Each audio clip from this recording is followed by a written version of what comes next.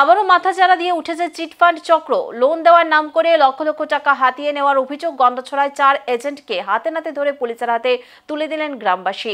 ঘটনাকে কেন্দ্র করে তুমুল চাঞ্চল্য ছড়িয়েছে।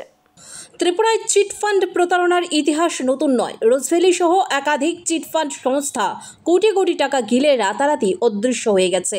রাজনীতির মাঝেও তার রেশ টেনে সুবিধা লুটছে অনেক নেতা। এবার নতুন করে মাথা তুলেছে ভারত ফাইন্যান্স নামে এক চিটফান্ড সংস্থা। অভিযোগ, লোনের টোপ দেখিয়ে ভুইয়াছড়া সহ আশপাশের জনজাতি গ্রামগুলির অসংখ্য মানুষের কাছ থেকে কয়েকশো টাকা থেকে হাজার হাজার টাকা হাতিয়ে নেয় এজেন্টরা। কিন্তু পরে আর ফেরেনি তারা। শতাধিক গ্রাহকের কাছ থেকে প্রায় 2 লক্ষাধিক টাকা উধাও হয়ে গেছে বলে অভিযোগ। দীর্ঘদিনের ক্ষোভ জমে উঠে গ্রাহকদের মধ্যে। বৃহস্পতিবার সুযোগ পেয়ে 4 জন এজেন্টকে হাতে নাতে পাকড়াও করে গ্রামের নারী পুরুষ ফেরত চান তাদের টাকা। হিসাব চাওয়া হলে কোনো জবাব দিতে পারেনি এজেন্টরা।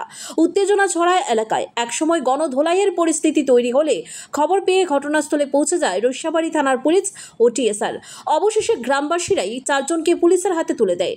এই ঘটনায় গন্ডছড়া মহকুমার জনজাতি মহিলাদের আবেদন, ভারত ফাইন্যান্সের ফাঁদে কেউ পা দেবেন না। প্রতিটি হিসেব পরীক্ষা করুন। আমরা সতর্ক আছি, পালাতে চাইলে রুখে দেব। হেরার লোন দিতে সময় আমারে কইছে মানে 30,000 টাকা দিব। এ সময় আমি লোন নিতে সময় 30,000 টাকা পাইছি।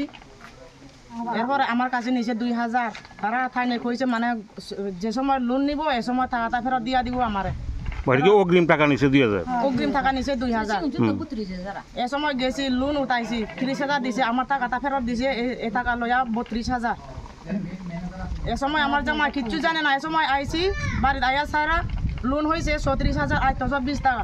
আচ্ছা, লেখাপড়াও জানে না, কিছু জানে না, যেমনি বলছে হেমনে আইছি। এটা কতদিন ধরে চলছে এরকম? 13 মাস। 1 বছরের উপরে। আজকে তারা আইসিনি? তারা ভারত ফাইন্যান্সের লোক আইসে আজকে? আজকে ধরছে।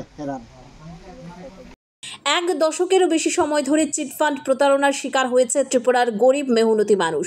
ফের একই কাহিনী কি শুরু হলো? প্রশাসন এবার কতদূর কঠোর ব্যবস্থা নেয় সেটাই দেখার বিষয়।